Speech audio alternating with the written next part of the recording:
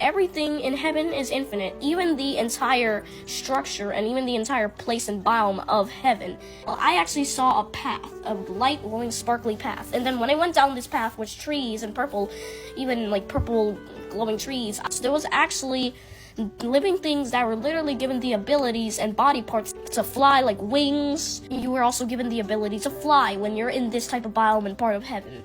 God had literally brought the dinosaurs back to life because I first of all saw one baby green and white striped dinosaur, baby dinosaur in fact. God is gonna bring the dinosaurs back to life, not on Earth, but in heaven. And then so almost all animals were in heaven. Actually they were. And I saw fish, and the thing is, alligators and all these aggressive animals we have today, in heaven they were not aggressive. They were lovely and so friendly. Like if you petted an alligator, it would not bite you. It would literally rub against you just like a cat. It's strange, but that's how it was in heaven.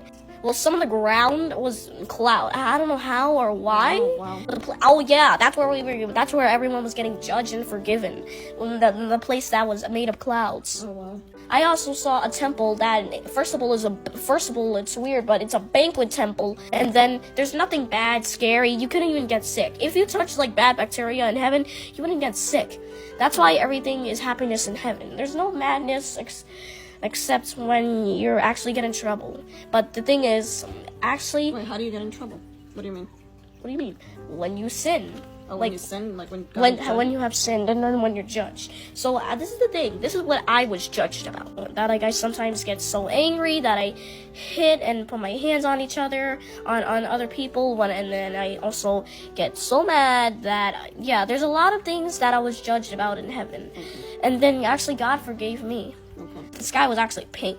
It was a pink sky. I saw rivers, even crystal clear rivers. This is the thing. No matter how much water you drink, and that I drank water in the dream, like, it never ends. You said that after everybody was judged, where were they sent? They were, after everyone was judged, some of them people were sent in these weird miniature, beautiful houses. It was actually a glowing house. Even some of the houses were actually made of clouds, glowing noon sparkly clouds. Yeah. At the same time, there's no light source, but at the same time there is. So in heaven, everything is like two things in infinity at once.